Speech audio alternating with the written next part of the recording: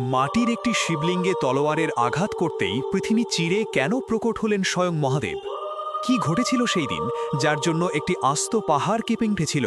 এই রহস্যের শুরু হয় কুম্ভকর্ণের পুত্র ভীমকে দিয়ে, যে ব্রহ্মার বর পেয়ে অপরাজেয় হয়ে উঠেছিল। প্রতিশোধের আগুনে অন্ধ হয়ে ভীম যখন একের পর এক রাজ্য ধ্বংস করছিল, তখন সে বন্দী করে আনে পরম শিবভক্ত রাজা সুদক্ষিণকে। কারাগারের অন্ধকার প্রকোষ্ঠে রাজা সুদক্ষিণ যখন মৃত্যুর প্রহর গুনছিলেন, তখন তার একমাত্র আশ্রয় ছিল এক মুঠো মাটি দিয়ে তৈরি করা একটি শিবলিঙ্গ। রাজা যখন ধ্যানে মগ্ন, ঠিক তখনই সেখানে প্রবেশ করে দানব ভীম।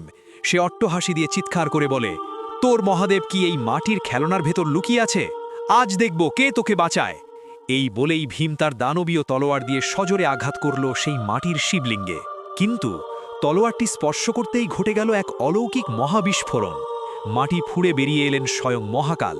তার রুদ্ররূপের এক হুঙ্কারে ভীমের দম্ভ আর অস্তিত্ব নিমেষে ছাই হয়ে গেল। অবাক করা বিষয় হল, সেই যুদ্ধের প্রচণ্ড তেজে মহাদেবের শরীর থেকে যে ঘাম ঝরেছিল, তা থেকেই জন্ম নিল আজকের পবিত্র ভীমা নদী। ভক্তের ভক্তি রক্ষা করতে মহাদেব যেখানে জ্যোতিরূপে স্থিত হন, সেটিই আজ আমাদের কাছে ভীমাশঙ্কর জ্যোতির্লিঙ্গ নামে পরিচিত।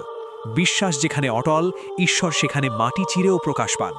আপনি যদি মহাদেবের এই অলৌকিক শক্তিতে বিশ্বাস করেন, তবে কমেন্টে লিখে যান জয় ভীমাশঙ্কর। আর এমন অজানা রহস্যময় কাহিনী জানতে আমাদের চ্যানেলটি এক্ষুনি সাবস্ক্রাইব করে সাথে থাকুন।